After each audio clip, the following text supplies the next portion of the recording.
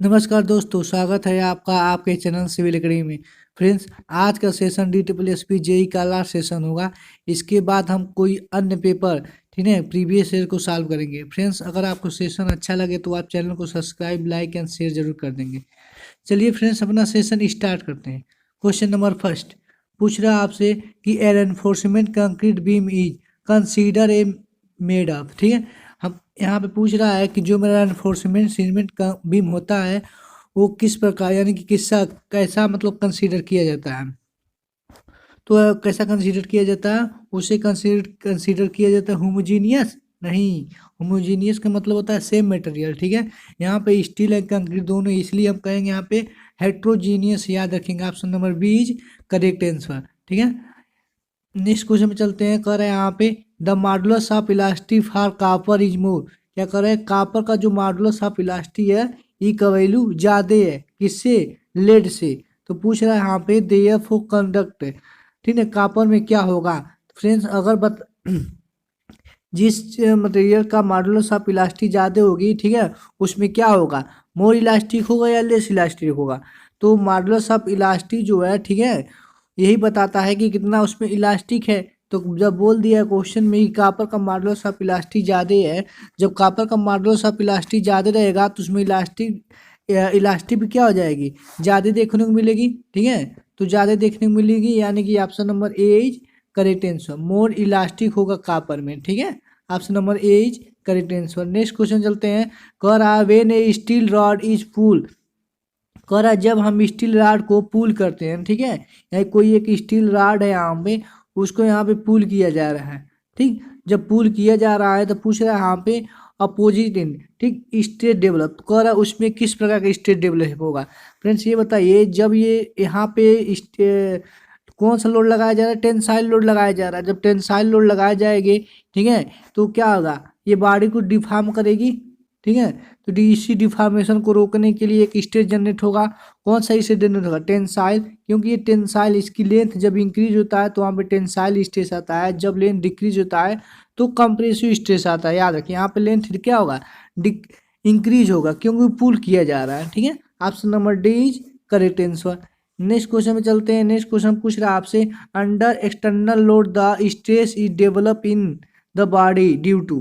कह रहा है जब एक्सटर्नल लोड लगाया जाता है तो स्ट्रेस जो है मेरा डेवलप होगा बॉडी में। ठीक है, कैसा, तो उसमें आप देखेंगे जब किसी भी बॉडी पे कोई भी स्ट्रेस लगाया जाता है तो इसके अंदर जो पार्टिकल होते हैं, ठीक है, जो पार्टिकल होता है उसी का तो डिफॉर्मेशन होता है।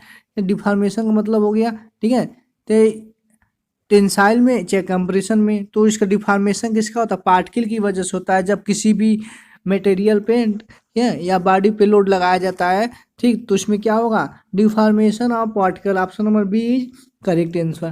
ठीक है, नेक्स्ट क्वेश्चन चलते हैं। नेक्स्ट क्वेश्चन पूछ रहा है आपसे इंक्लाइन लोड जनरली के, इंक्लाइन लोड है, ठीक है, जनरली आता है। फ्रेंड्स, ये नया क्वेश्चन है। ठीक, यहाँ पे ध्यान देंगे कि इंक्लाइन लोड जनरली आता है, पूछ रहे किसके कारण। तो देखिए यहाँ पे twisting of movement beam, twisting of beam की बात करेंगे तो किसकी आ जाता है, टॉर्जन की वजह से। पॉइंट ऑफ कंट्राफ्लेक्चर आप जानते हैं, चेंज इन साइन होता है बेंडिंग मूवमेंट का। ठीक है, ऑप्शन डी हो नहीं जीता। देखिए थ्रस्ट इन द बीम, इसी की वजह से तो इंक्लाइन मेरा लोड है जनरली आता है, किसकी वजह से, थ्रस्ट इन द बीम, इसी वजह से हमारा जो है इंक्लाइन लोड आता है जनरली। ठीक है, याद रखेंगे, option number A is correct answer. ठीक है, नेक्स्ट क्वेश्चन चलते हैं। नेक्स्ट क्वेश्चन पूछ रहा है यहाँ पे during changing along the straight line the leader of the party has 4 arrow. ठीक, has in is his hand while the follower has 6, distance of the follower from the starting point. Friends, यहाँ पे ये बताइए, जो हमारा leader होगा, ठीक, वो क्या करेगा, वो एरो को तो यहाँ पे क्या करेगा, लगाएगा, और जो फॉलोअर रहेगा वो क्या करेगा, एरो को तो निकालते जाएगा निकालते जाएगा निकालते जाएगा। पूछ रहा है कि यहाँ पे जो फॉलोअर है मेरा, उसके पास कितना एरो है, 6 एरो है। तो इसका मतलब क्या किया, 6 एरो का मतलब हुआ कि जब एरो की आवश्यकता कब पड़ती है, दो एक चेन लाइन जाएगी, एक इस चेन, दोनों चेन का एंडिंग पॉइंट पे क्या करता है, एरो लगाते हैं। जब कर रहे हैं यहाँ पे फॉलोअर के पास जो है 6 एरो है, तो इसका मतलब क्या हुआ, वो 6 बार चेन को नापा होगा, 1 2 3 4 5 6, तो कितना हो गया, एक चेन, दो चेन, तीन चेन, चार चेन, पाँच, ठीक है, एक 6 चेन। ठीक, 6 चेन वो क्या किएगा, मेजर किया हुआ, स्टार्टिंग में छोड़ के 6 चेन हुआ नहीं हुआ, ठीक है। तो 6 चेन वो क्या हुआ, फॉलोअर के द्वारा मेजर कर दिया गया। Option number B correct answer. Next question चलते हैं। कर a metallic tape is made of. Metallic tape जो मेरा होता है किसका बना होता है, वो किसका बना होता है, क्लॉथ एंड वायर का। Option number D correct answer. Next question कर रहा है यहाँ पे which are the smallest division of the 1 year is longer than the smallest division of primary scale. कर रहे हैं यहाँ पे जो 1 ईयर है मेरा वो लॉन्गर है, ठीक है, smallest division of primary scale से। तो कर है कैसा 1 ईयर होगा, तो रिट्रोग्रेड में हमने देखा होगा n+1 के बराबर होता है, ठीक है, 1 ईयर का। तो रिट्रोग्रेड में क्या होता है, उसी में तो एक खाना उसी में क्या होता है, अधिक होता है 1 ईयर, ठीक है। तो रिट्रोग्रेड में 1 ईयर में ऐसा देखने को मिलेगा। अगर बात करेंगे यहाँ पे किसकी, डायरेक्ट तो यहाँ पे कम देखने को मिलता है, ठीक है, शॉर्टर हो जाएगा। Option number C is correct answer. Next question चलते हैं। कह रहा है the angle of intersection the two plane mirror of opposite square. Opposite square में पूछ रहा है यहाँ पे कि दो, ठीक है, इंटरसेक्शन एंगल आपको बताना है कितना होगा टू प्लेन मिरर पे, कितना होता है, वो 45 डिग्री होता है। आपने देखा होगा इसमें, ठीक, इधर इधर मिरर लगाते हैं, जब इसका रिफ्लेक्शन होता है तो यहाँ पे 45 डिग्री के एंगल को बनाता है, ठीक है। Option number C is correct answer. Next question कह रहा है the discrepancy of the different between. Friends ये भी नया क्वेश्चन है, डिस्प्रेंसी के बारे में पूछ रहा है, ठीक है, इस सर्वे का क्वेश्चन है, ठीक। तो बताना है क्या है डिफरेंसी, क्या है मेरी, वो मेरी क्या है, ठीक है। तो measure value and actual value या two measure value to same quantity. Option number C correct answer. Two measure value of the same quantity, ठीक है, यही हमारे क्या कहलाती है, डिस्प्रेंसी कहलाती है। Option number C is correct answer. Next question चलेंगे। कर the unit of payment of AC sheet. AC sheet का पेमेंट किस में करते हैं, किस में करते हैं, स्क्वायर मीटर में करते हैं, ठीक है। अगर यहाँ पे पूछ लकड़ी का काम कर रहे हैं या वुडन का काम कर रहे हैं, फ्रेम बना रहे हैं, तो उसका मेजर किस में करेंगे, उसको मेजर करेंगे क्यूबिक मीटर में, याद रखेंगे। नेक्स्ट क्वेश्चन आपसे पूछ रहा है कि the useful part of livable area, ठीक है। कह रहे हैं यहाँ पे जिस एरिया में हम लोग रहते हैं उस एरिया को हम क्या कहते हैं, उसे हम कहेंगे कारपेट या सर्कुलेशन। सर्कुलेशन पर जो हम चलते हैं वो एरिया कहलाएगी, ये तो हो नहीं सकता, उसे कहेंगे कारपेट एरिया, ठीक है। Option number A is correct answer. Next question में चलेंगे। कह रहे हैं हाउ मेनी, ठीक है, मजदूर will be required for the disposal of 30 cubic of surplus earth with in the lead of 30 minute. कह रहा है बताइए यहाँ पे 30 क्यूबिक जो हमारा, ठीक है, मिट्टी है उसे 30 मीटर दूरी पे फेंकना है, एक दिन में फेंक रहे हैं। बताइए एक दिन में कितने मजदूर की आवश्यकता होगी, कितने मजदूर की आवश्यकता होगी, ये डाटा आपको याद रखना पड़ेगा, ठीक है। 10 मजदूर की आपको क्या करेंगे, आवश्यकता पड़ेगी, रिक्वायर पड़ेगी 30 क्यूबिक अर्थ को, सॉरी सरप्लस अर्थ को, ठीक है, लीड करना है 30 मीटर दूरी पे 1 डे में, तो 10 मजदूर। नेक्स्ट क्वेश्चन कह रहा है analysis of rate of the quantity of dry mortar for 10 cubic metre brick work stacking. Friends आप जानते हैं कि 10 क्यूबिक मीटर ब्रिक वर्क करना है, ठीक है, उसके लिए टोटल जो क्वांटिटी लगती है वो 3 मीटर क्यूब लगती है। Option number B is correct answer. Next question में चलेंगे। कह रहा है the capacity of the flushing system generally.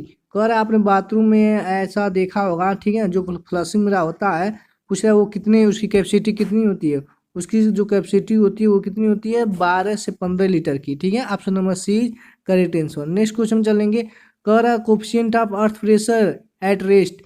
यहाँ पे एट रेस्ट के बारे में पूछ रहा है, coefficient of earth pressure at rest कितना होगा। आप जानते होंगे कि के का वैल्यू जो है, ठीक है, वो कम होता है के नॉट से। के नॉट का वैल्यू जो है कम होता है किससे, के पी से, ठीक है। तो बताना है, तो यहाँ पे देखेंगे ऑप्शन में कि greater than earth active earth pressure but less than passive earth pressure. देखिए क्या होगा, एक्टिव तो ज़्यादा हैं, ठीक है, लेकिन पैसिव क्या है वो कम है। Option number B is correct answer. Friend बहुत बार पेपर में ये पूछा गया है कि के पी और के का जो मल्टीपल होगा किसके बराबर होता है, वो 1 के बराबर होता है, ये भी याद रखेंगे। Option number B is correct answer. Friends अगर आपको सेशन अच्छा लग रहा है तो चैनल को सब्सक्राइब, लाइक एंड शेयर जरूर कर लेंगे। नेक्स्ट क्वेश्चन पूछ रहा है आपसे एलोबल बियरिंग प्रेशर के बारे में पूछ रहा है। यहाँ पे allowable bearing pressure for a foundation depend upon. तो यहाँ पे एलोबल जो बियरिंग प्रेशर होता है हमारा फाउंडेशन के लिए किस पे डिपेंड होता है, वो सेटलमेंट और मेरा अल्टीमेट जो बियरिंग कैपेसिटी है उस पर डिपेंड करता है, मेरा क्या available bearing capacity. Option number C is correct answer.